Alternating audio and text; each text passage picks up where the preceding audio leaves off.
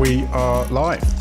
Ladies and gentlemen, welcome back to another edition of the Giro podcast. We've got something new for you today, which we're quite excited about.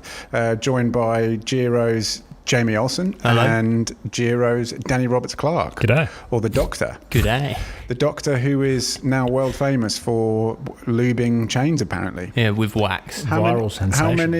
How many views has that thing got now? It's about 160,000 just before we came on air. 3,000 likes. What is wrong with the world? How much did BuzzFeed offer us again? Yeah, our affiliate links blowing up. Yeah, how much? What is wrong with the world when 160,000 people tune in to watch Danny Roberts Clarke Shake a jug of dirty water. Oh, that's good. But look, we're quite excited about tonight. We're gonna do a few more podcasts like this. But for those of you who don't know, Danny here is our head mechanic, as I'm sure some of you will have experienced over the past couple of months. But also, Danny is a certified and qualified cycle coach.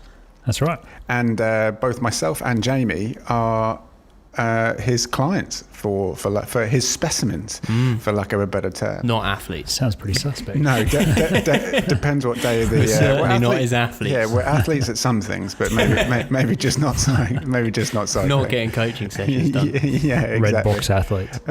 But you know, it's a topic that we hear a lot about, and you know, so in and around the cafe, we hear talk about power meters and thresholds and for people who maybe don't understand, it can be a little bit confusing. So with the fact that Jamie and I are on the other end of it, we thought it would be a really good conversation to have and just kind of really kind of start at the basics about what is power training, or training with power, what's threshold and all the sort of other catchphrases that we hear, and then just allow Danny the opportunity to maybe use us as examples of why the pros and cons for doing it.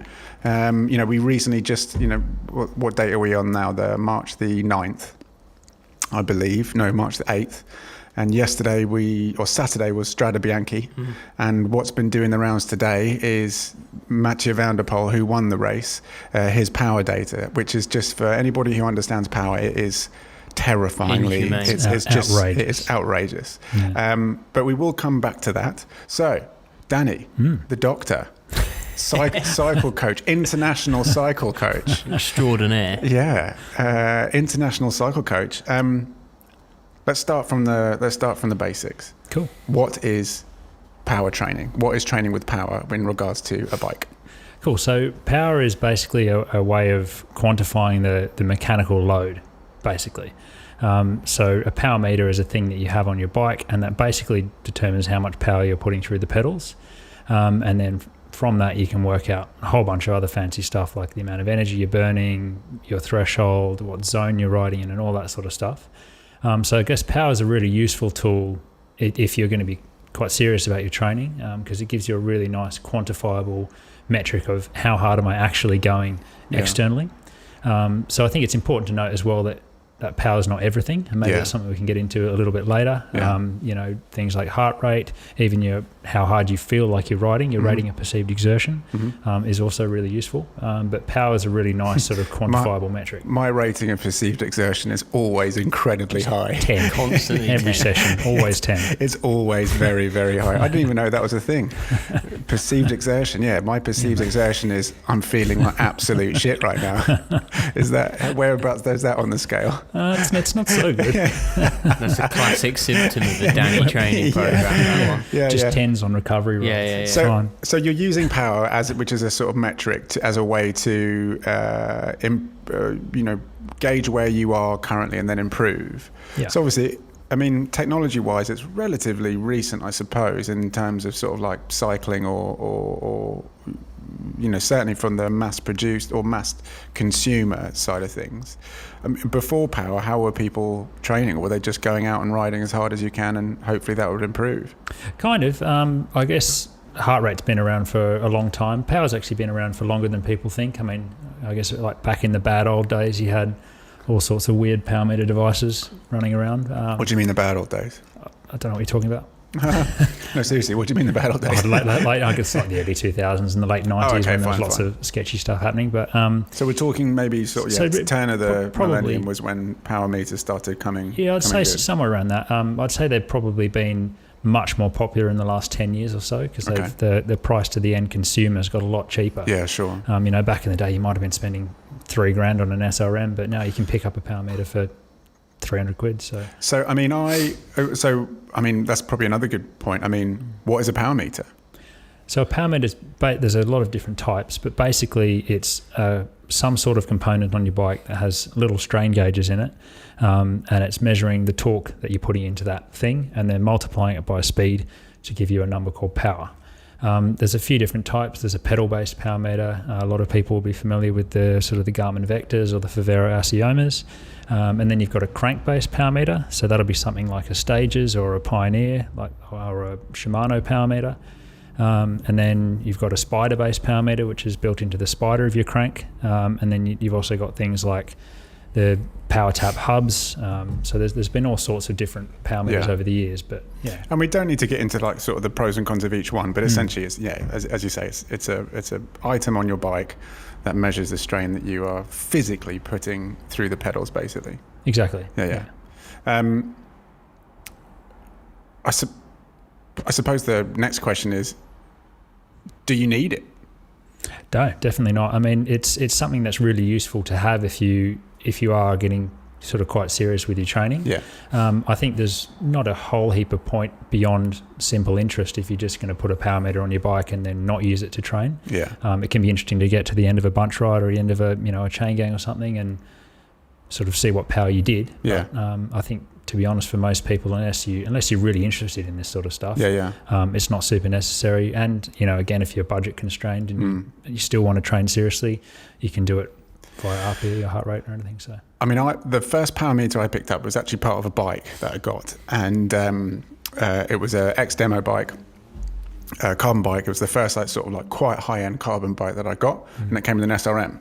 And I was like stoked, like it was a it was a PM6 or something like that. I forget which one it was. And you didn't have the sort of clean integration with things like Strava back then, so you had to use Golden Cheetah. And I just didn't understand it. I mean, it was literally it was a number that was on the head unit, and I was annoyed that the head unit was only doing power and it didn't do GPS or anything like that. Yeah. And it was just, for me, I just had it. It was part of the bike, but I had no idea and no sort of real understanding about what to do with it. Obviously, since then, things have changed. I've been working with you and using power as a tool to kind of improve. Jamie, when was the first time you kind of were aware of power meters and sort of got one fit on your bike? I think I've always been aware of them. I mean, I think they've always been around sort of since I've started riding, and it was when I initially started, it was a pointless expensive thing, like Danny says. But yeah, as I sort of got into riding more, sort of started to want to see improvements and sort of purposefully drive that. Yeah. I saw the need for either using your heart rate or something like that, or power, and eventually. Bought a set of secondhand Garmin Vectors off a friend of mine who just upgraded to like a crank based.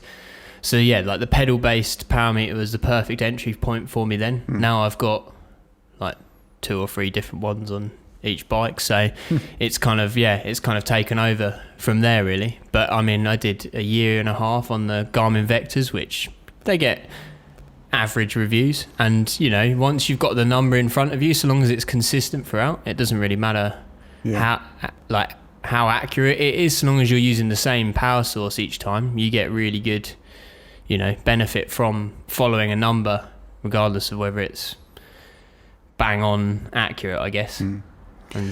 So Danny, you are a qualified cycle coach. Yeah. So what does that mean? So I guess I'll start a little bit earlier than that. So I mean, I did exercise physiology at uni back at the University of Sydney, and I guess I really enjoyed it's quite a clinical degree, but I really enjoyed the sports science aspects of it. Yeah, sure. So then I decided to, I was obviously a cyclist back then as well, and then decided to go into coaching. So I guess in terms of what a coach is, in the UK, it's a little bit different to how it is in Australia. So the British cycling coaching qualifications they're quite good. Say what you like about British cycling, but they do have a fairly good system. So there's different levels of coach. There's different types of coach for different types of riding. You can be a mountain bike coach or a road coach. If you're a level 2 coach, say like a BC level 2 coach, then you can kind of do like group training and training sessions and skills sessions. But then to do maybe the more of the type of stuff we're going to talk about today, that's kind of a level 3 coach, which is your physiology and looking at individual training plans and remote coaching and that sort of thing. And how long have you actually been doing these? I mean, because you literally work with people all over the world. Yeah. So I started coaching, like I said, back in Australia, and then I've kind of brought it with me. So I'm still coaching some people from back home. Yeah. Coaching some people over here in the all over the UK, and got a client in Germany, and all over the place. I mean, it's an interesting one because I mean, you're right. It all comes down to kind of why you're riding and what you want to get out of it. And I definitely see the pros and cons. I mean, Jamie, you and I are different from how we approach our coaching, is that you've got a racing goal in mind. And what's quite cool is we'll talk about some of your specific goals that you have this year. And so Danny's working with you specifically, we'll kind of, list out sort of what that looks like for myself. I've started to use it with yourself as a way just to improve. It's a really interesting metric to have on the bike, just to kind of, and everybody's different, but just to kind of know where I'm at and just to kind of reinforce, oh, okay, fine, that's why you feel so bad on the bike. But it's, it really has been a beneficial tool, and it's been really great sort of, working with you. I mean, before you, I did like about a year or so using Trainer Road. Which is essentially it's an online version, but it's haven't got the sort of the personal touch. And then when I moved over to working with you, it's a really great setup. And as I say, so I mean, but I wouldn't consider myself a number weenie. I wouldn't consider myself someone who's like, as soon as we finish a ride, just chewing over the data. Mainly use that coaching time is just to know like the time off the bike, or if it's on, kind of indoor training, what to do so that I can improve, so that when we go out on our rides with either a mate at the moment, or hopefully, some mates in the next few weeks, that I'm enjoying that as much as I can and not chewing the handlebars spat out the back. So from your standpoint as a coach, like how would you approach somebody like myself, and then how would you approach somebody like Jamie? As in, where do you get started on a coaching plan, really? So I guess the conversation with anyone, no matter what the level that they're at, or is about goals and what they want out of the coaching. Yeah. I think maybe one-to-one individual coaching isn't for everyone. Sure. There's a lot of people that get a lot out of programs like Trainer Road. There's loads of different ones out there. Zwift has some training programs. But I think where the one-to-one coaching really comes into its own is you can have that more personal connection. Yeah. So I mean, my approach to coaching is very hands-on. Yeah. I sort of don't. I don't love a bit too hands-on sometimes. Oh no. But yeah, I mean, so like it really does come from a place of what are your goals, what do you want to get out of coaching, and then looking at your background in the sport, looking at whether you've done any sort of coaching before, and I guess from there it's kind of working on building out a bit of a plan. Yeah. I tend to focus more on the less on the kind of like, I'm going to build you a 12-week plan and then call you at the end of it. Sure. I prefer to have a bit more direct contact with week people. On week. Which is, I feel if you're going to spend the money on a one-to-one coaching, it's worth having sort of a bit more contact with the coach. And I guess as far as like the programming for someone like yourself, like you've come off a period where you've been doing some interesting things with your diet. Maybe that's something we can talk about a little bit later. Yeah, absolutely. Yeah. So for now, it's about kind of easing you back into a bit of structure. So for yourself, we're only really doing 2 structured sessions a week, and then I've kind of said just fill the rest with some zone 2. Yeah. However much you feel like you can do, and just kind of building your fitness back up. Whereas I guess for Jamie, it's a very different thing. Yeah. So I don't know. Maybe Jamie, you can talk us through your goals. That's a good idea. I mean, just before that, like maybe so. Is it worth here talking about or understanding what an individual's threshold is, what the kind of like FTP is. Yeah. Because we hear that, my FTP's improved, and for people who have spent the winter riding on Zwift, it does it automatically and says, congratulations, you've improving your FTP, but if you don't really know what that means, that's what's the point? So, I mean, is that a starting place for you when you talk about coaching? Absolutely. I mean, I don't know how in depth you want to get, but we could do a 4-hour podcast on what is FTP and not have a result at the end of it. Yeah, no, we're not going to do that. Okay. Yeah. No. So we'll keep it simple. Yes, please. But I mean, FTP is... As much as you would love to do that. I would. Yeah, you're all in, but me and Jordan want to go. Listeners, we're in. Maybe we're wrong here, mate. Danny's already proven us wrong. The With love the content. 160,000 views. This could be a viral 8-hour podcast on FTP. Like Joe Rogan. That's funny. Okay. So I guess at a very simple level, FTP is the power. If you're riding a bike, we'll talk in terms of power, but you can use heart rate or whatever. Yeah. FTP is the power that you can hold for a long period of time. Gotcha. Which sounds very nebulous. Yeah. And it is. So, but it's basically, shut up, Jamie. It's basically just trying to give a number to that sort of physiological state that you can hold for a certain period of time. Fine. And it's been defined as, your 1 hour power or your critical power or 95% of your 20-minute power, but they're all effectively trying to reach the same thing. Sure. And I think it's important to note as well, your FTP isn't a discrete number. Yeah. You might get a threshold test that says your FTP is 275 watts, but it's not 275 watts. It's probably somewhere between 265 and 280 or something like that. Sure. So essentially, you referenced, we'll use it hour as that's an easy example. So essentially your FTP will be based on, at your maximum, how much power can you put out consistently for an hour? Is that about right? Yeah, kind of. So there's two concepts as well with FTP. There's the number that your FTP sits at. Yeah. I guess the physiological state that you're looking at there is maximum lactate steady state. So that's basically the maximum pace that you can sustain without your lactate going skyrocketing, right? Gotcha. So that's the power part of it, and then there's the time to exhaustion part. Yeah. So that is kind of how long can you hold that power. Yeah. If you're quite untrained, you might only be able to hold your maximum lactate steady state or FTP or whatever for 30 minutes, 25 minutes. But if you're very well trained, maybe we can talk about someone like Matthew Van der Poel. He might be able to hold his FTP for an hour and a half. Or 5. But does that... I know we are getting into this 4-hour podcast. I can feel it. But does that not mean that his FTP is higher because he can sustain it for a longer period of time? I mean, yes and no. So you might have 2 World Tour athletes. And I guess this is one thing that might separate a World Tour athlete from a very, very good domestic pro, is that the World Tour athlete, they both might have a 400-watt threshold. Yeah. But the World Tour guy might be able to hold his threshold for an hour and a half, whereas the domestic pro might be 45 minutes. And I guess that, there's a whole bunch of different things around training that we could go into. But okay. It also depends on the day. So totally. Conditions, how you're feeling, you could be on an off day. I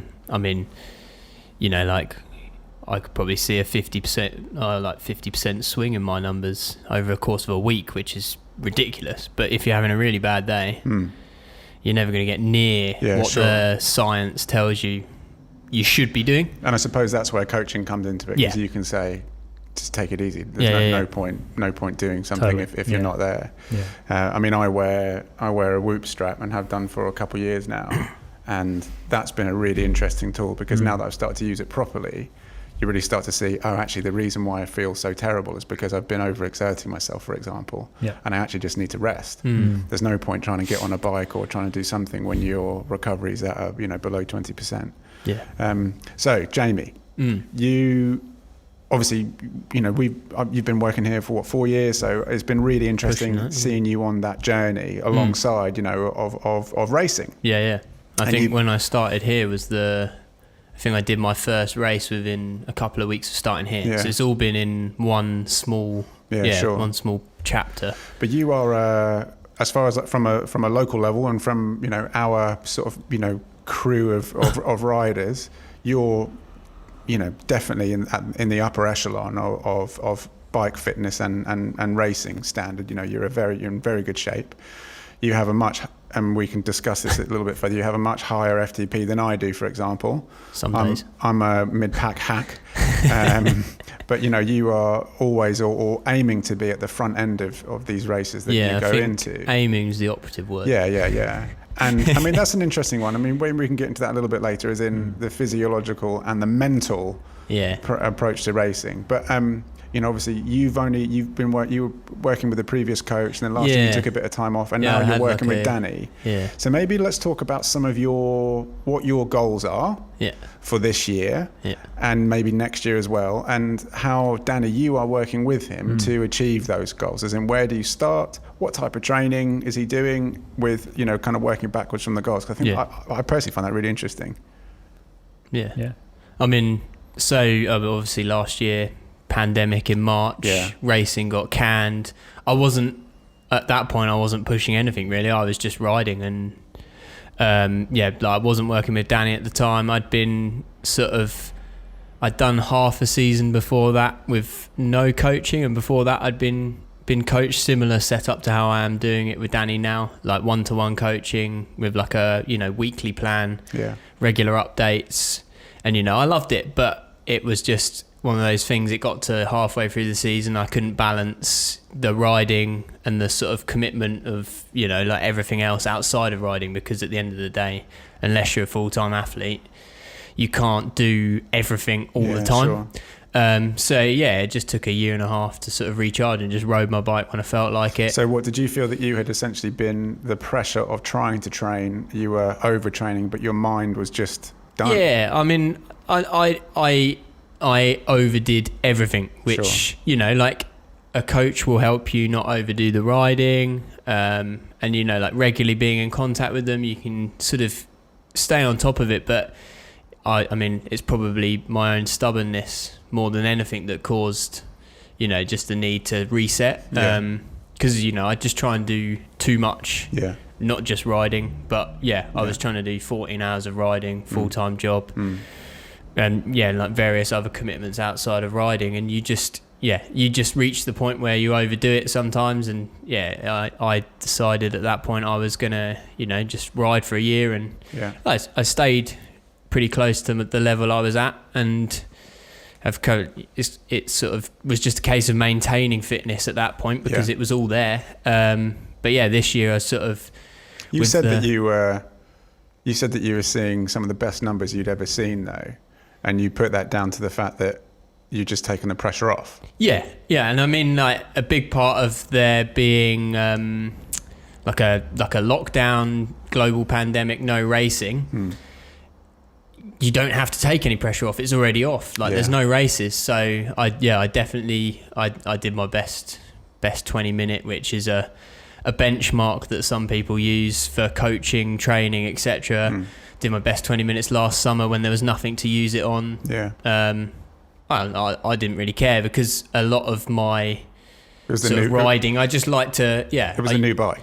It was the curve. Of course. It was the curve. And if you buy a curve off of us, you'll do your best 20-minute number as well. Guaranteed. Yeah, guaranteed. This podcast is brought to you by.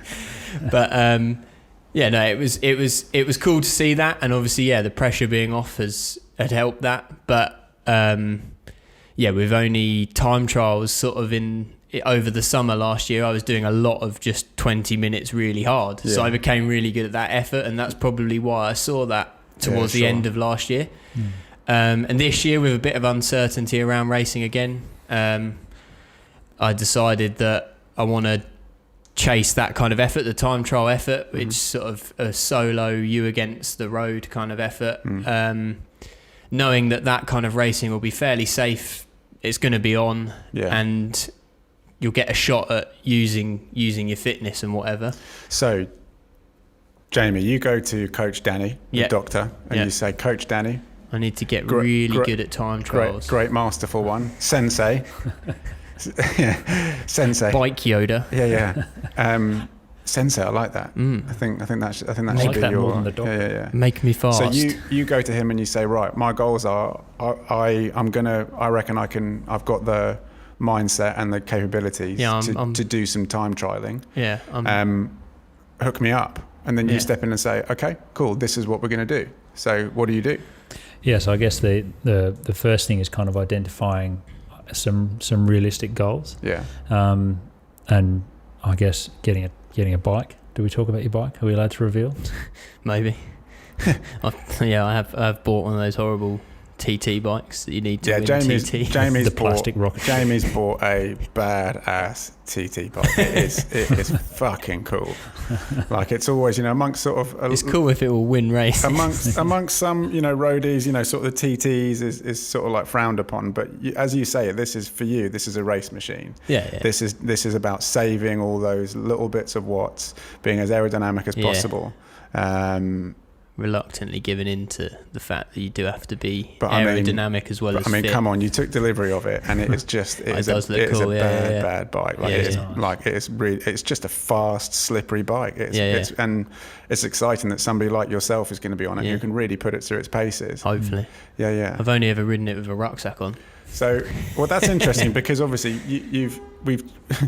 we've said, right, what do you do? Yeah. And the first thing you've said is a bike. Yeah. Nothing to do with fitness or training. You've got to buy a bike, mate. That's instant. You are going to go so slow on that one. Yeah, I mean, I guess that's it, right? Like you have to look at the demands of the event, and how you're best going to meet those demands. So one of those is a bike. And I guess the other one, you've got your fitness, like the power that you can put out. And then there's all the other things like nutrition, mindset, sleep, all of that other stuff that goes around doing a good performance. So let's sort of break that down a bit. So obviously Jamie was, so as a reference, everyone's going to have their own FTPs, but for me last year, my FTP was 260 watts. And that's the training that I'd done with Danny, 260 watts. I'm now a little bit less than that, but we can talk about sort of why that is. Last year I weighed 77 kilos, and I would say I was just an average bike rider. I think that's probably fair, as in maybe, amongst, certainly couldn't keep up with you on some of your rides, Jamie, but I felt confident, going out and sort of like I could ride long distances, but I certainly felt that maybe with our group I was probably at the lower end. And I'm only saying this as like a reference point. I would probably say I was a, average rider, just I don't get to ride as much, but would kind of happily sort of chew the bars. Whereas you were,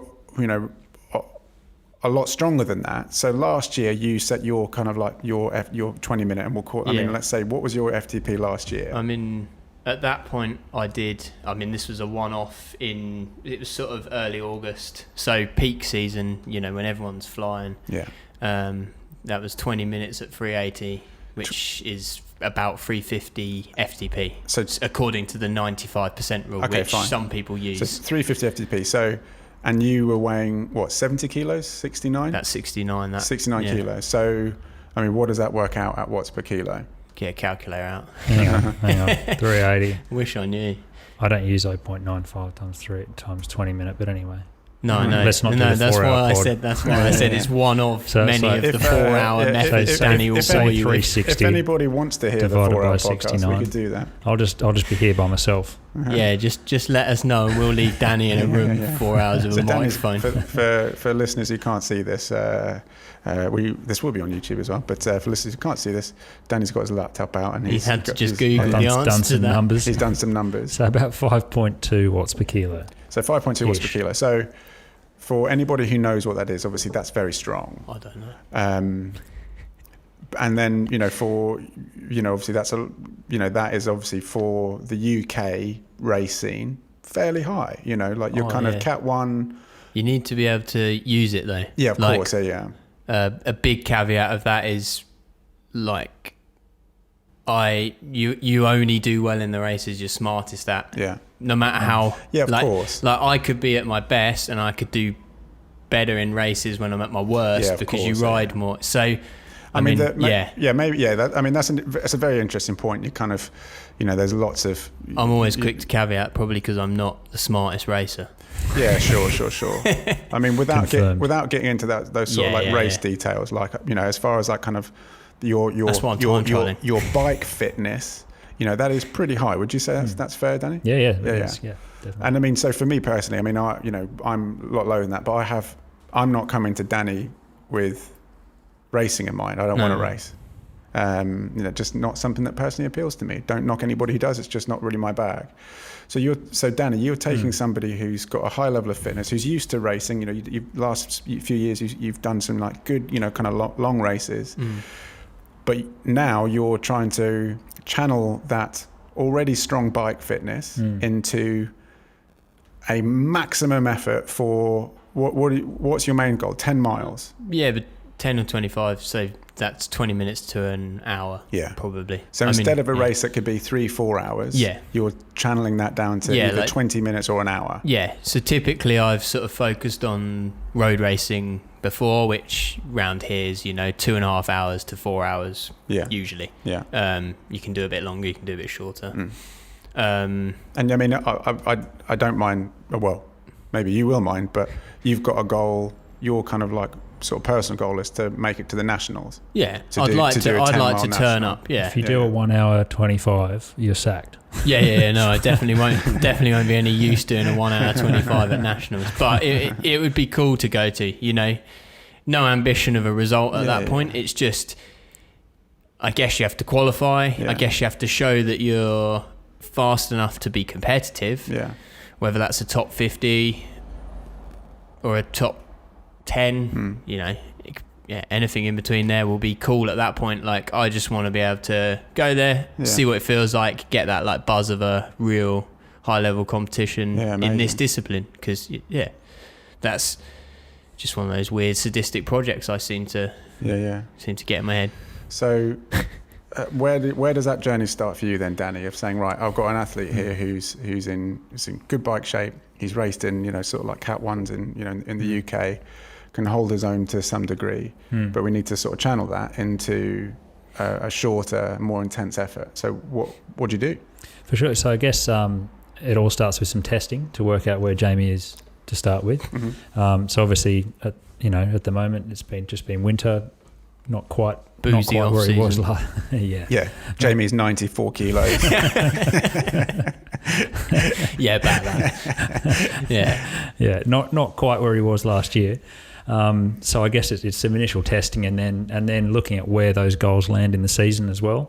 But also knowing that to get to nationals, you want to you don't want the national 25 to be your first TT. So we want to make sure that we've got a few sort of goals in between. And then it's kind of putting together a bit of a rough kind of annual plan. And then from there, annual plan or weekly plan. Well, it's a rough outline of kind of like, okay, you've got your national 25 in, and then on a very, very, exactly, on a very, very rough level. And then I guess it's from there getting towards that weekly plan and how that looks. So for example, for Jamie, he hasn't ridden a TT bike much before. A lot of the TT bike work initially is just going to be getting used to the position, getting comfortable on the bike, and then sort of slowly starting to build in some efforts on the TT bike. So at the moment, with the weather still as rubbish as it is outside, Jamie's doing a lot of time on the turbo, and kind of trying to keep that as interesting as possible. So I mean, even though Jamie's a very sort of motivated athlete, you still want to kind of keep the training fun. So sometimes that means it's a Zwift race if there's a race on that kind of fits those goals.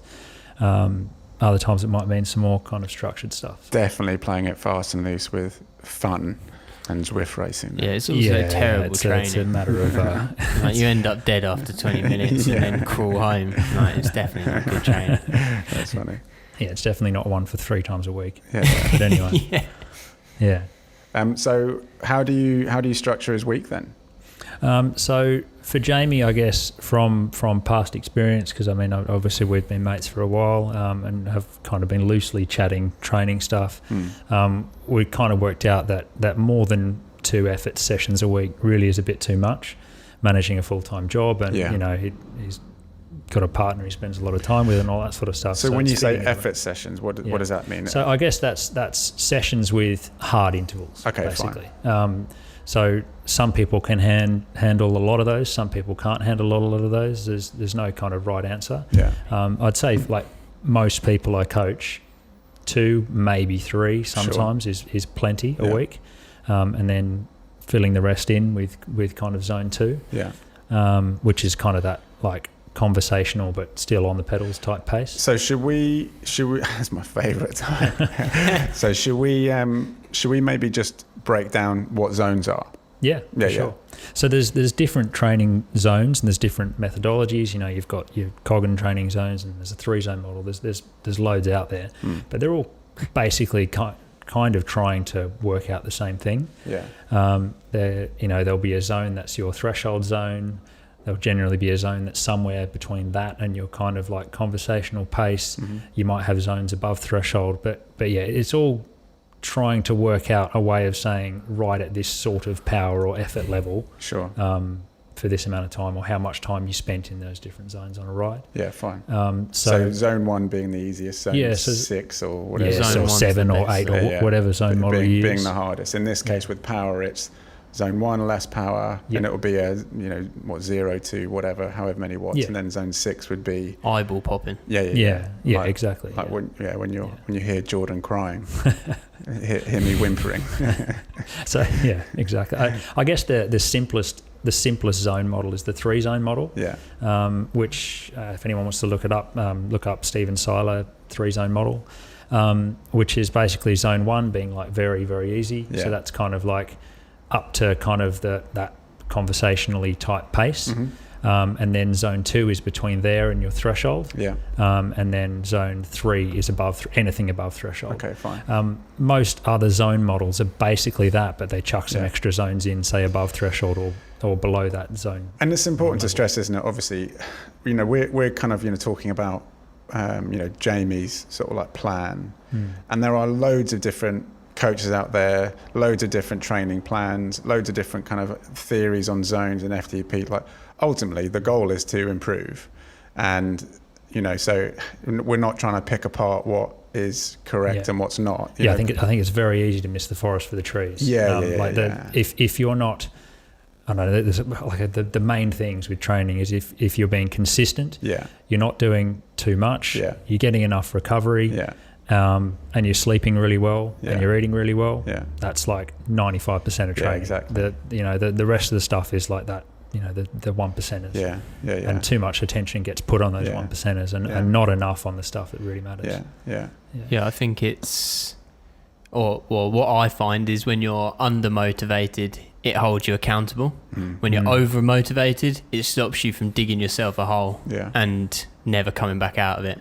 It's that kind of, it balances you out, because inevitably your life sort of will move in these sort of up and down nature. And there'll be times where you can't be asked to ride your bike, and that's where Danny comes in with a nice session. It's good for your mental sort of like headspace. Gives you a good headspace session, gets you out there, gets you loving it again. And then when you're over motivated, he tells you to stop doing too many efforts. Yeah, sure. Like, it's very rare these days that I go and do that, but it keeps a lid on things when you want to keep a good sort of vein of form for later on when you've got goals and actual serious sort of riding to do. And that's kind of the way I view it. And I obviously will be very different to other people. Some people will just love having the structure. Some people will love, that's for me what I found the most beneficial is just knowing, okay, I need to go out and ride my bike. I'm doing it on my own. Like I'm doing this with a goal to improve. And I've already got a prescription, as it were, of what I need to do, and that's power based. So that's either on the turbo, if it's late at night, or it's out on the road. And it's just been really, that having that structure has really helped me, because it's, and as I say, I understand it's not for everybody, but it's just given me a metric that I can use, and it's really nice, and it feels good to kind of show improvement. So I know I can come with a bit of confidence.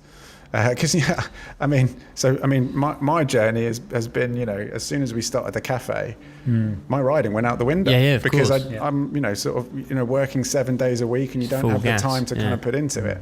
And so I would try and ride when I could, but realistically, it got to the point it was paying me like once a month. And you start to get back to it, and you're just not at the fitness that you were. And that was quite demoralising, because you're riding with people that are much fitter than you. So it was just saying, okay, well, how can I allocate more time? And Danny and I have spoken. If I'm not structured about it, I can just get very busy and just get lost doing lots of things and not focusing on it. So knowing that Danny's put a training session in the diary really helps. And you know that it's going to be the most efficient use of your time that day. Absolutely. And you're not going to do yourself any harm and overdo it, so that when you're in work the next day and you need to be on, you've got like an important meeting, you're not falling asleep in the middle of it or whatever. And that's kind of that knowing you're not sort of doing damage to your health at the same time, also maximizing your time on the bike. That's kind of, that balance is the perfect way to sort of use it. How do you feel then at the minute? Because and what type of sessions is Jamie doing, Danny? And how many sessions are you doing a week? And I suppose, like, what compared to what you were used to doing, how's it different? And is it easier or harder doing it with a very clear goal in mind? I mean, right now I feel terrible because I went and ignored his plan for the weekend and did a really, really hard ride on Saturday, and I've not recovered from it since. So, I mean, if that's not an advert, I don't know what is. Cheers, Tom. Go on, Tom. That's fine. But, I mean, more generally outside of that, like we've been doing these sort of where you just increase time at a power, and also the amount of intervals at a power. So it's called progressive overload. The easiest way for someone like me to see progress is that, like, I come off season, and you think, oh yeah, I won't be far off where I was, and you're bloody miles off. 300 watts felt like zone 7. So Danny, what are you doing? Are you essentially now building a base? Yeah, kind of, yeah. Just like raising that bottom line. Yeah, so I mean, like, if you look at the dates for the real A races this year, they're all towards kind of September, like the national 10s. Cheers, COVID. September. But obviously... So what's that, 5 months, 6 months? It's quite a while. And there's only so much really high intensity stuff you can do before you really start to crack. Especially, Jamie. Especially Jamie. But I mean, it does have to be quite managed. And I guess from previous years of Jamie's training, we kind of know that one of the areas to work on is like repeated efforts and and being able to do hard efforts deeper into a race. So it's getting to the end of that Nat B or Nat A race and being able to go with the winning moves. Without that structure, like the longest effort I would have done was like 6 minutes up a hill around here. And I would probably called it after one. Whereas now he's going to be doing like 3 efforts at 25 minutes, which is just stupid amount of time. And so so this is not outside, this is on a turbo inside. Depends. I've been doing most of them on the turbo because get home, it's dark. It's cold, I mean, like, weather's not a huge factor, but when you have to go and do like an interval on the road, wet roads aren't ideal for it. Makes it a bit more dangerous, and also darkness is, even if you've got the best lights in the world, throwing yourself around the local lanes is always going to be a bit sketchier in the dark. So until that sort of the clocks go forward, I'm doing most of that sort of stuff in the garage, which is fine. I mean, I don't enjoy it as much as I enjoy riding outside, but at the end of the day, it serves a very good purpose. Ticking off the numbers, So I guess the actual sessions at the moment are really looking at building that time in zone. And so it's like incrementally increasing that each session, is that correct? Exactly, yeah. So I mean, like we talked about earlier, that the 2 parts of threshold, which are the power that you can hold and the duration that you can hold it at. We're working at initially building the duration that Jamie can hold, that kind of like just below threshold type power, and then over the next kind of weeks and months, we'll look at bringing that power number up. Yeah. But we're kind of building that base foundation so that when Jamie comes into a harder race, he can do some really good numbers. That's interesting. So you're not trying to build that FTP number now. You're just trying to keep that time in uncomfort. Yeah, basically just looking at increasing the time he can spend at around that threshold. But that will naturally, because it's all building that cellular machinery that is your threshold, basically. That will naturally raise his threshold, and we've been working together 6 weeks. Yeah, and you've even found that those efforts are, you're being able to bring your power up, or you're seeing your heart rate come down for the same sort of power. Yeah, I think that's even though that's not what we're focusing on. Yeah, like the heart rate thing and the like lack of control of my breathing in week 1. Yeah, like I was a mess after doing 15-minute interval. Yeah, at what I'd consider quite low power, and I mean that obviously that number stayed the same throughout, but I can now do 3 by 30 at that same number and still be mostly fine right up until the last 10 minutes of that. So maybe it gets a bit messy again. I mean, obviously the goal is when you get to this 25 mile or 10 mile, whatever it is that you do, your goal as coach is get him to a point where from the time he starts, the time he finishes that race, that at the finish, he's got nothing left. As in he's been building up to emptying that tank. Exactly. As best he can for that amount. Yeah, for sure. And I guess the two events are slightly different. Like a 10 mile TT is very VO2 based, which is that power above threshold. Like I would be definitely expecting, if Jamie's can do say an 18-minute 10 mile, that's going to be an above threshold effort. Whereas that 25 might be only just above threshold, because it's going to be, hopefully sub 50. Yeah. Which, hopefully by then Jamie's sort of time to exhaustion is going to be a bit longer than that. Yeah, sure. But also, as you get closer to an event, the specificity becomes a lot more important. So specificity of training. Exactly. Okay, yeah. So that the effort replicating the race demands gets more and more important. Kind of the closer you get to the event. Yeah. I mean the intensity will go up. There's no doubt about that. That's fascinating. Sounds fun. So I mean, we've got in and around the cafe, we've got some sort of old school racers, guys who've raced around the world, and there's certainly some of the crew that I used to sort of ride with. They're very old school. They don't have power meters. Some of them don't even have cycling computers on their bike, and their idea of training and I mean, I won't mention names, I don't want to sort of embarrass anybody, but, they've, raced world tour and a few of them are just what's all this power stuff? Yeah. What's all this training stuff? Just go out and ride for as hard as you can and then do it all again the next day and then do it all again the next day. And then that's kind of roughly speaking, the traditional way. Do you give any sort of merit to that? Or is it just a case of, well, actually our knowledge is improved and this is the best way, this gets better results? I mean, I think if you're going out and smashing yourself every single day for 5 hours, I think there's a limit to how fit you're going to get. Sure. You are going to crack. But I think if you really look at what a lot of, even a lot of the old school pros were doing, it wasn't that. It was go out and pedal, they're doing 25 hours a week. 22 hours of that might have been fairly easy pedaling, but just getting the volume in, which is sure. There's a lot of chat around about the science of training and this and what's changed, but fundamentally a lot of the basics were built a long time ago. Yeah, that's interesting. And it does, it does still work. You can't replace time on a bike. Yeah, I mean, especially for someone who's training for like world tour riders who are training for 5-hour races, you just need the volume. Yeah, sure. If you're like Jamie doesn't need 25 hours a week, doesn't have time for 25 hours a week because he's got a full-time job and he's not training for 5-hour races. But it's still have to do 4. But that's funny.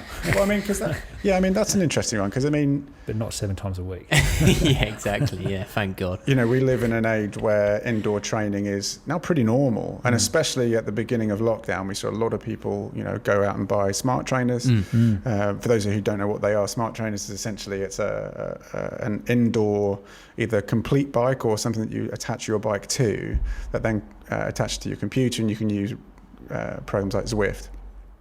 or Trainer Road or anything that you prescribe. Sufferfest. Yeah, well, I mean, you're essentially using your power-based training, but indoors at home.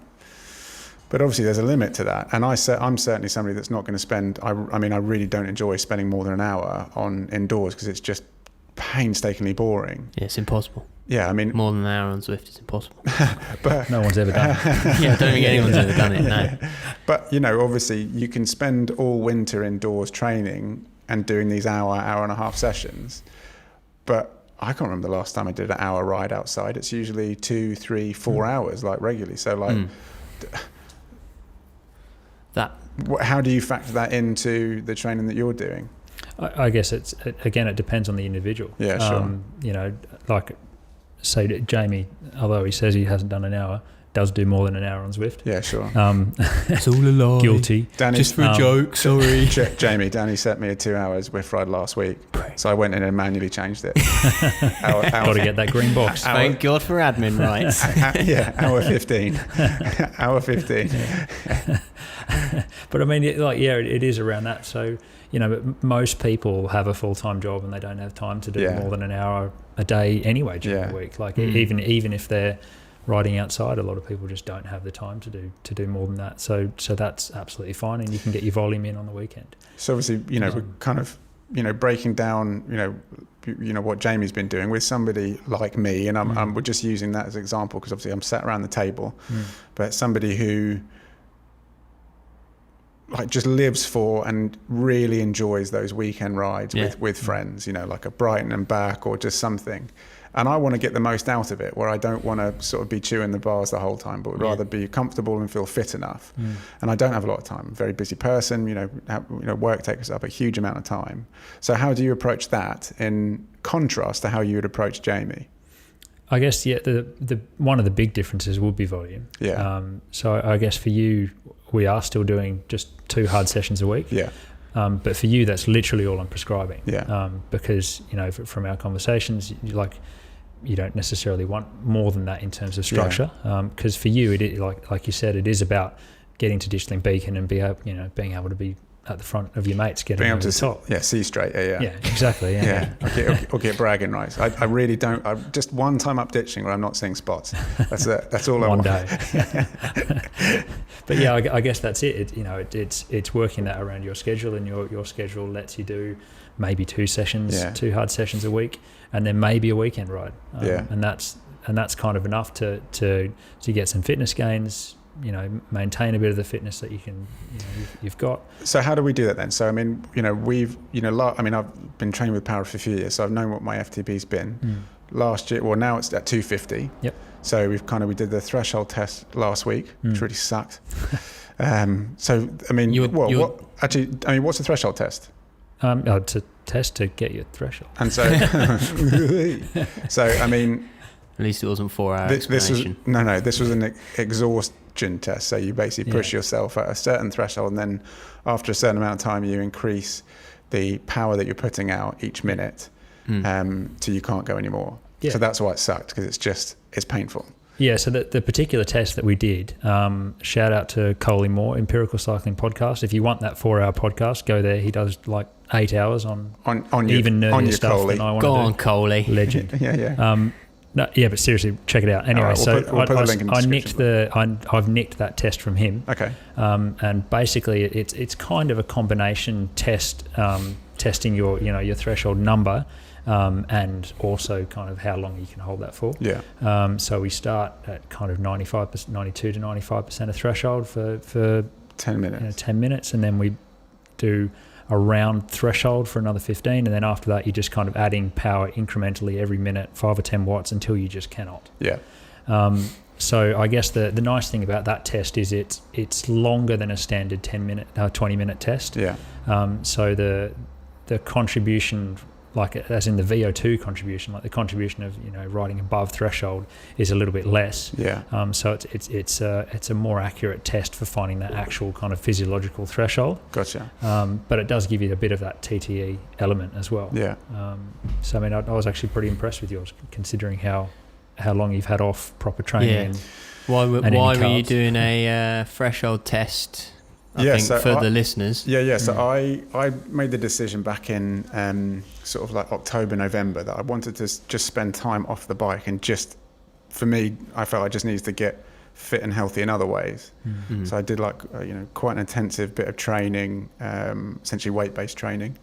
Not really on the bike. I was still riding when I could, but I basically kind of put my focus into that. And I had a very sort of like strict nutrition plan to go with it. Talked through by a good friend of mine, Jack Wayne, who's from Jack Wayne Fitness.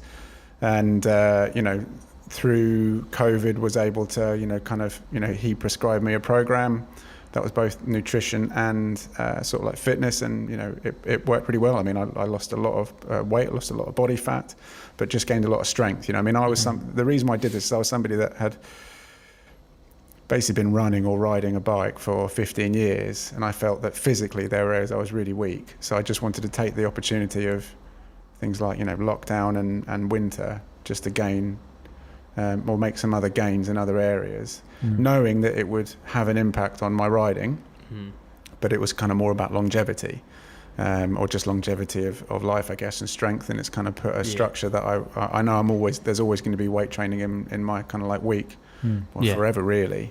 A lot of Pilates as well, a lot of stretching, just to, kind of more of a wholesome thing really. And it's been great. Like, and I've now, I'm feeling the benefits of being, well, I mean, I was 10, but now I'm like fluctuated between sort of like 9 to like 8.5 kilos lighter. Like that's made a really big difference. So I can feel that. But now you've got time to ride again. You've got freed up a bit. But more I've recognised like that kind of that upper limit and the longevity is not there, and that's why you've got to do a threshold test. Yeah, just to kind of see to avoid overdoing it as you get back into it. Where am I? What's my kind of like number? And then what do I train to? And Danny started, a few weeks ago. You sent me 3 things, and I said, I can't do 3. Like realistically, I can do 2. Yeah, 2 a week, and that allows me a ride on the weekend. That allows me 1 or 2 sort of quote unquote gym sessions, and still having a day off. Yeah. So yeah, that's obviously that's where I'm at. Compared to Jamie, you would obviously approach my sessions a bit differently. Yeah, exactly. Yeah, so I mean, like Jamie is doing a lot more. Yeah. So I'm basically prescribing Jamie somewhere between 5 and 6 sessions a week. Yeah. And there's all the other stuff that goes into that, like advice on weight training and things like that, which Jamie probably doesn't do. No, not much of that, as you can probably tell on the old webcam over there. You're getting your squats on? Not at all. I do the odd pull up on Danny's pull up bar in the workshop. Yeah, why is there a pull up bar? He's trying to get swole. Apparently, skinny cyclist. Just come in the office like last week, and there's a pull up bar. Best bit is I can still do more than Danny. Amazing. The office has turned into a little like frat house or something. We're all going to be so aesthetic by the end of this. That's funny. You soon overtake me, I think. Amazing. So obviously my goals are, I just want to get better. As in I just want to enjoy my riding a bit more and just feel like I'm improving on the bike. Earn those post-ride beers. Yeah, definitely. Yeah.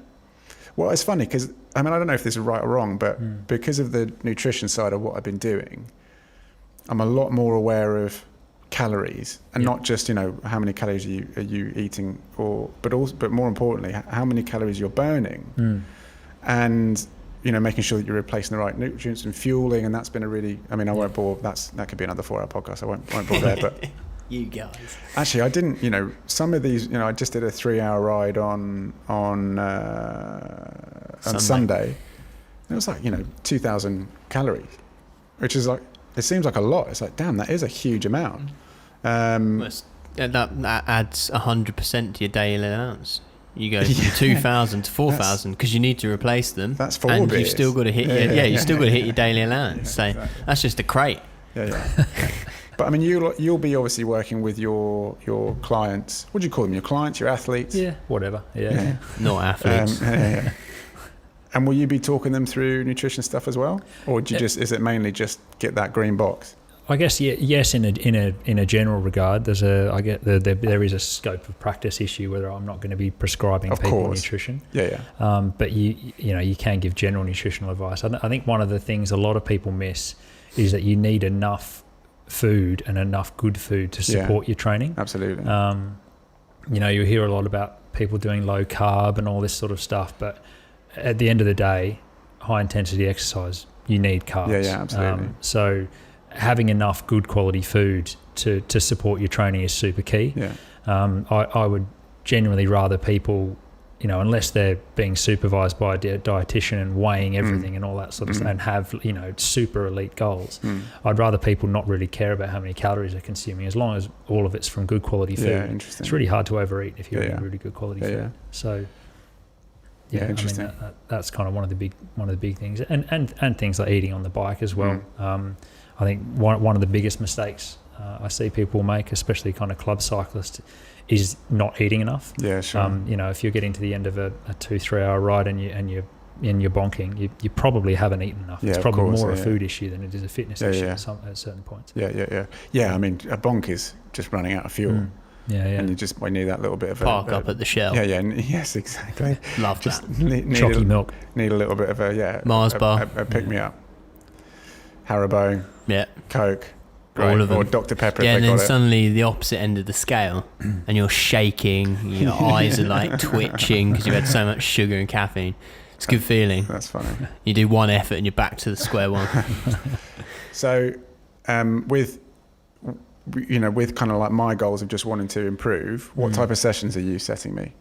So at the moment, to be honest, we're doing a similar sort of approach that we are with Jamie, but on a smaller scale, which is kind of building that time in zone. Yeah. And I guess we could be doing much more high intensity stuff with you, but since you're just coming back into training, you're just getting used to carbs again and all that sort of stuff. This is kind of it's a nice way to build in some structure and build in some fitness without really digging that hole. Yeah, interesting. That there's no need to work super hard this early in the in the riding season. Yeah, interesting. Really interesting. Is there sort of anything that you like really want to get across, like as in from your standpoint as a coach? Like, what are some of the tips or tips and tricks? Pearls for sure. of wisdom. Pearls of wisdom. Yeah. So I mean, I guess the main principles that should guide anyone with their training is number one is consistency. Yeah. I'm probably the paragon of inconsistency with my training. Sometimes I'm fit, sometimes I'm barely riding, like right now. So I guess if you want good long-term gains, the biggest thing you can do for yourself is consistency. Yeah. And then probably the second most important thing would be recovery. Yeah, interesting. If you're consistent but you're doing 5 VO2 sessions a week, that's probably not going to go. And then only anywhere. sleep in 3 hours. And exactly. So consistency, recovery, sleep, and nutrition are probably some of the biggest things. I slept 10 hours last night. Oh, God. It was unbelievable. I was in You have bed. to bleep I was that, really sorry. tired. And I was in bed by 8. It was fantastic. That's incredible. Woke up at 6. I was like, that's just the best night's sleep I've ever had. Yeah, no, that's really Nice. It's good. unbelievable. I'm usually pretty disciplined with. I'm always to bed early, so usually get between 7, 8. Yeah. It's very rare I get less than 7. But Sleep 10 and last nutrition. night. That's I was impressive. That's huge. I think I'm going to bed. And I was like, what? I was like, yeah, I'm going to go to bed. It was amazing. Unbelievable. Yeah. I can't remember when I last had 10. No, neither could I. I highly recommend it. Yeah. Yeah, nice. Naps are good. Take naps if yeah? you can. Yeah. Love a Naps nap. are good. I always Naps are feel good. terrible after a nap. Really? Yeah, Oh, always. Don't take naps, Jamie. Really? No. Yeah. It's in the I program. don't. Yeah, no, I don't. I definitely don't. I always feel rubbish. Just wake up with a headache, can't see. Yeah. But it makes sense, doesn't it? So, I mean, consistency, it's like if you want to see improvements, you just need to be doing it regularly. Yeah. Definitely. Rest. What else? Progressive overload would be one as well. Jamie mentioned Love it before. that. So that it's a general principle. So it's not just increasing the time in zone, but progressive overload is basically increasing the load in a sustainable way to get fitter. Because I mean, if you say you've got a power meter and your threshold is 250 watts, if you go out and ride at 250 watts, you're never going to get any fitter. Yeah, sure. So at some point you've got to increase either the time you're spending or the intensity you're riding at, the speed you're riding at. If you're not, So, I mean, could that be as simple as your local climb trying to do it a bit quicker? exactly. Yeah. Yeah. I mean, if your session is 4 or 5 hill repeats of a local climb, each time you go out, you're 5 trying to watts do, extra. make your average time slightly faster every time, and that's what really stimulates your body to adapt. It's also great mentally. Definitely. Like, yeah. Coming back from sort of a square one, so to speak, that progressive overload, as it's called, it's such a good way to see yourself improving. You've got that, I've got to do it a bit longer today, and then you do it and the heart rate's 10 beats per minute lower. You're like, oh my God, it's working. And like, when you're doing a structured plan, you need to know it's working while you're doing it. Otherwise, you're going to start to question it, and you're going to fall out of doing all your sessions because you're like, it's not working for me, that one. And so that mental benefit you get from seeing the progression as well within that structure is just huge. Valuable. Like, hugely valuable. Well done. I mean, I've certainly, from Danny, just the little messages you leave in there. You use a software called Today's Plan. So after a session's been uploaded there, you say, oh, hey, look good, mate, well done. And so that's like, oh, yeah, wicked, thanks, mate. Nose breathing. It's my favourite compliment. Nose breathing. My approach is very different. With Jordan, it's all encouragement. With Jamie, it's like little negs. But that goes to show. I mean, obviously, we're just approaching it from two different places. So you need that little bit of a kick in the arse to absolutely, to push you further with a goal. Whereas I just want that green box. I'm terrible at green boxes. Most of my week's red because I've either overshot or undershot. Mate, you got 3 green boxes last. Not so bad. You can get a red from overdoing it. Yeah. Can you? Yeah. I put 100 on the TSS he prescribed for me, and I got a big fat cross. So for somebody, bad Jamie. So for somebody, for people who don't know what we're talking about, so Today's Plan, Danny will go on there and essentially write out what you need to be doing. It's like a diary. Yeah, it's basically like a diary. You'll break it down to each session. So each session will say, right, you need to do 15 minutes in this zone, 15 minutes in this zone, blah blah blah. So if you do it, it automatically goes green, which is great. If you get close, it's orange, or if you don't do it, it's red. And Danny and I have, nearly fallen out a couple of times when I'm like, give me a green box. Like, no, you haven't done it. I was like, I bloody have. Give me a green box now, mate. I always trim half an hour at the end of my... wall of green boxes. Shout out to John O'More if you found this podcast. I'm very impressed. On your Jono. Yeah, nice one if you're listening, Jono. Yeah. You madman. So who else are you coaching then? As in, like, what type of riders are you coaching around the world? What are you? Is it sort of local hacks like me, or is it racers? Is it what? It's a bit of a mix of everything, to be honest. It's a mix of people like yourself who just want to get fit, people who have a specific goal, like a fondo or an event like that in mind that they want to train for, through to people like Jamie who are training for Fondo, mate. Through to people like Jamie who are training for something, at a quote unquote higher level. Yeah. And I guess each of it has its own unique, interesting bits and challenges. And I guess that's. And who's your favourite? I would never play favourites, but it's John O'More because he gets the most green boxes. He gets the most green boxes. Damn you, Jono. Really interesting. So if I suppose maybe there's 2 questions I have. Like, one, if somebody doesn't have a power meter, what tips can you give them to improve? And then secondly, if somebody wants to start training with power, where do they start? So I guess one of the tips to improve if you don't have a power meter would be get really comfortable with how you feel. So there's a thing called RPE, rating of perceived exertion, but it's a fancy way of saying 1 to 10. How hard does it feel? Yeah, sure. Interesting. Get really comfortable with how different intensities feel, and say you've got a local climb that's pretty long. You can go out and do a test on that, and you can kind of see, so that speed was how this felt. Yeah, sure. You can use speed across a flat segment if you don't have any hills around. All that sort of stuff are really useful. Like if you look at running, that's basically all done on pace and heart rate. Running power meters are only just becoming popular in the last couple of years. They're running power meters? There are running power meters. No, how does that work? They're a bit rubbish, if I'm honest. Yeah, I don't even understand how you do that. They're like a little pod, and there's a bunch of fancy calculations to give you a power number, but they're due to the nature of running, they're not amazing. Where's the pod in the shoe? Podcast. Yeah. Interesting. Yeah. Wow. How about they're not as simple. Like, cycling power meters are relatively simple to make because you've got a mechanical tool. Yeah, that you're essentially just measuring. It's a 3-part formula, isn't it? It's really easy. But running is a lot more complicated. Wow, running's like a 20-part. They're getting formula. better. So in the case of running, which obviously we used to see a lot in cycling, it was heart rate based. Yeah, And I've still got so a book. heart I've rate's still great, got a book that's heart rate based power training. I mean, like I was saying earlier, I still use it to gauge progress, regardless of whether I'm pacing an effort to it. Yeah. I always look to heart rate for my own insight. It's the best visual aid. Like, if you see you've dropped 10 beats per minute for the same wattage over the same time, Yeah, of course. Yeah. like that for me is easier to look at than like breaking down my numbers like Danny will in the background to then prescribe me more training because I don't have to think about that because he's doing it. I just look at that. Oh yeah, it's going all right. Yeah, interesting. Yeah, I think there's advantages and disadvantages to power and to heart rate. I guess power is an external metric, so it's how much pressure are you putting on the pedals, but it doesn't necessarily always reflect exactly what's going on inside. Sure. Heart rate is an internal metric, so theoretically it's quite good at tracking the internal load, but also it can be affected by things like sleep and fatigue and caffeine and food and hydration and all that sort of stuff. So for me, the combination of power and heart rate is really powerful. Yeah, cool. And then the combination of power, heart rate and fatigue is even more powerful. So if you're really in tune with your body and you say, I went out for an endurance ride and my heart rate was really low and my watts were low, but it felt really hard, that's a really good indication that you probably overdone something in the last few days.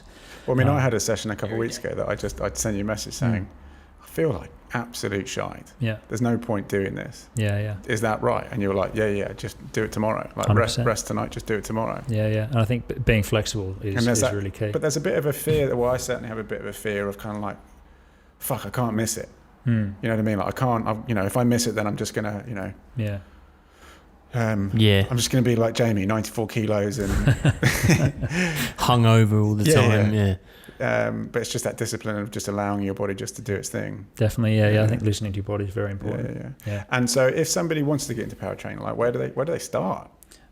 Get a power meter to start with. I don't know whether you want to talk about the pros and cons of various ones, but I mean loosely. But I suppose maybe just from like a starting point, what should you be avoiding, like price point wise, and then. Not wasting your money here or there, or whether you just put your bike onto a turbo and do it there, it indoor only. Yeah, I mean that's an option. If you've already got a smart trainer, you can do your structured intervals on the smart trainer and then just ride outside. And just use heart rate or your RPE. In terms of things to avoid when buying a power meter, I'd avoid anything really cheap and Kickstartery because history has shown us that they're not very good. Sure. I mean, let's face it is an investment. Yeah, definitely. You're looking at least 350 quid for a decent power meter. I'd say if anyone wants specific brand recommendations, anything by Quark is very, very good. The Favero Asioma pedals would be my pedal-based power meter. They're good entry level. Yeah. SRM are great if you've got cash falling out of your ears. I mean those are the big ones. If you're going to buy a Shimano crank-based power meter like a Stages or a 4Eyes, I would go for a left-only option because the right crank doesn't tend to work with power meter for whatever reason. And that's obviously this is just from your experience. Not only a coach but also a mechanic. I would say go to dcrainmaker.com or look up Shane Miller, GP Llama on YouTube. Both of those guys know a lot more than me about what different power meters are available and the pros and cons. So really detailed reviews. Very detailed. 4-hour podcast level. So before we finish up, mate, we've got a present for you, Jamie. Oh yeah, this is making me really nervous. Whatever this is. I'm just handing over a box. Skizzers. This is our way of supporting your journey this year. So we've actually got a YouTube unboxing. We've got technically a YouTube unboxing. Can you talk us through the box, Jamie? We've got a YouTube what we've got unboxing. Is a Yodel Collect box that suggests I've got a barcode printer for listeners. It's not a barcode. This unboxing, but it's lovely wrapping. So whilst Jamie's unboxing that, I mean, obviously this is we're going to be doing a few more of these podcasts where we just kind of get down into the nitty gritty of different bits of training. But if you guys have any suggestions or any ideas that you want to talk about, then just reach out. Totally. Yeah. How's it going over there, Jamie? Any hints yet, mate? I found some plastic. There's a ton of wrapping in here. It's got lots of. Oh, don't do that. No. Is that going to like bust the levels? So there's some cling film. Bit of cling film. Lovely. Yeah, it's definitely not eco-friendly. Just what I always wanted. Well, that'd be useful. Crash protection. Crash protection. Yeah, there's going to be plenty of that. When do you reckon he's going to have his first crash? Knowing Jamie, quite soon. I see what this is. What are these guys? The world's ugliest time trial helmet. For obviously. You're going to be so fast, Jamie. So for listeners at home, Jamie is unboxing. I simply Googled a spunk. The longest available TT helmet, and I found it on eBay. So thank you, whoever the seller was on eBay. Oh yeah. It's definitely used. It's got a flavour profile to it. It's got a pong. But it's oh yeah. There's not much ventilation in this. We'll post a picture of it in a minute, but it's about 2 foot long. There's no other way of putting it. There we go. Unfortunately, the visor wasn't available. My ear won't fit in it. Take a photo. This is good. Just got my ear in it. Yeah, you haven't got your thing down, mate. Oh, it's good. Oh, you're going to be so fast. Oh, wow. You're going to be really quick. There we go. That's really funny. Oh, good stuff. I'm going to need to do any of Danny's training. Well, so now, now you've just saved yourself a few watts there. Is it a bit too small? Is it? A little bit. Oh well, just need to cut. That's how you know they fit well. So Exactly. suits. I think I just cut a little hole in the front here. It'd be fine. Yeah, perfect. Hot spoon. Melt a little. Yeah. Well, look, Danny, thank you for your insight. We'll put links to your coaching stuff below. If anybody's looking to get coaching, obviously you are available. So we'll promote that. Obviously, you are a head mechanic as well. So anybody has any wax chain needs, yes, get in contact. But all 170,000 of you out there that want your chains waxed, get in touch. Absolutely. We'd love to have you. Please don't get in touch. We're so busy. Actually, one of the things we didn't talk about, and it is worth talking about before we properly close up, is Mathieu van der Poel. Oh, yes. So Strade Bianchi. Be stupid not to. He won on Saturday. Brilliant race. I think that group that was in the break, I think is the most exciting group that we've seen in cycling for years. And Michael Goggle. Yeah, and we're going to see. Yeah, and we're going to see that guy alone.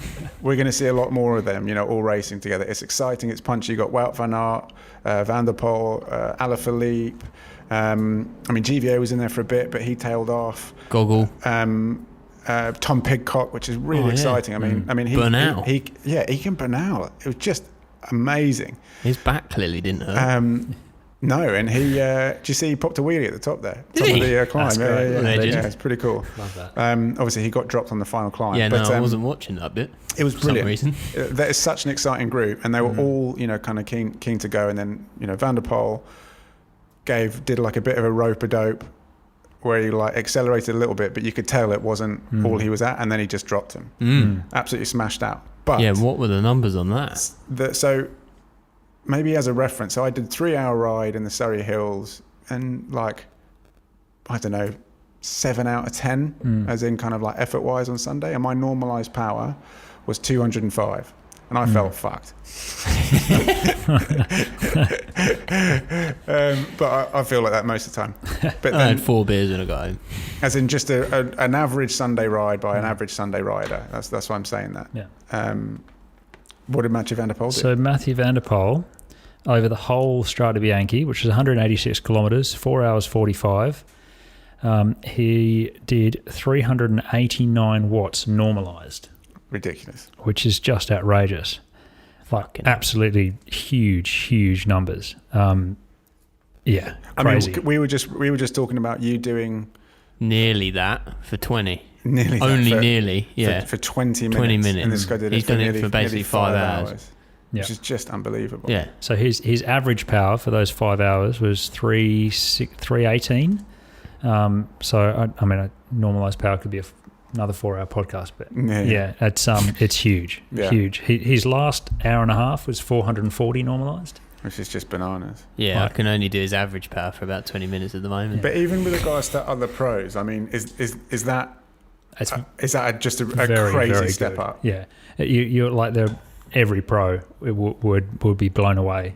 Wait, didn't Like that. Heinrich Hausler comment literally that exact sentence? Yeah. On the Instagram post, he's like, well, we know who's going to win every race Oh God, I love for that the rest of the year. Yeah. Huge. I know House, I love that. Well, he clearly can't do those watts, bless him. No.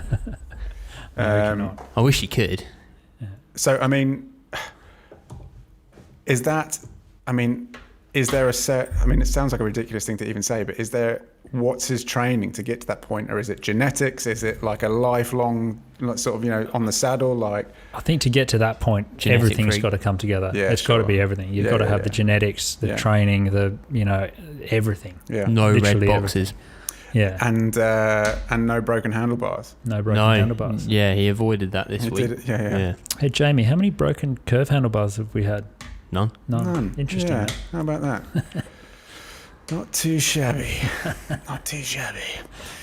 Extra wide as well. See plenty of hand Yeah. positions.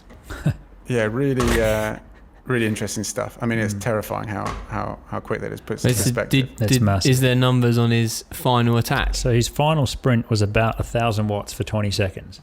So to put that in perspective, most World Tour sprinters winning bunch sprints where they've had an easy sit all day might do slightly more than that for 20 seconds. Yeah. But He's mainly done that it at comes the from end the of spike. an hour and a half at Yeah. 440 normalised, which is just outrageous. I didn't even know my power meter went up to 1,000. You were one of those free figure ones like me. Yeah, no, Danny was telling me about that. It made me feel real good about myself. Yeah. Apparently, if I just upgrade to the 4-figure one, suddenly I'll be doing close to that. But it's interesting though, because I mean, like ultimately, it comes down to what you want to get out of riding a bike, doesn't it? Totally. I mean, I find the numbers and stuff really interesting. Oh, yeah. Great to watch with a beer. and reading those, Van der Poel numbers is just like bloody hell. But ultimately, I want to ride a bike with friends, so I want to make the most of that as best I can. I suppose I'd never like to, be in a point where the numbers supersede the reason why I'm riding bikes. Totally. I'd love to be able to do that, but I can't be bothered with the journey. I mean, it's just frightening. But look, Danny, thank you, mate. We'll leave it there. We'll put all the links in the description below for the workshop, for your coaching, podcast. for up and coming 4-hour podcast. With Coley. With Cole. On your Coley. We'll get him on. Guest pod. With Danny as a cycle coach and also mechanic. If any of you guys got any topics that we're going to be doing more of these podcasts. So if you guys have got any topics that we want to discover or chat through, then please give us a shout. We're going to do a few podcasts around some of the races and do a review of my new helmet. We'll do a review of the new helmet. We'll definitely get a photo of that up on Instagram soon. But yeah, thanks guys. Cheers. It's been good. See ya. Enjoy the helmet, Jamie. Thanks, mate.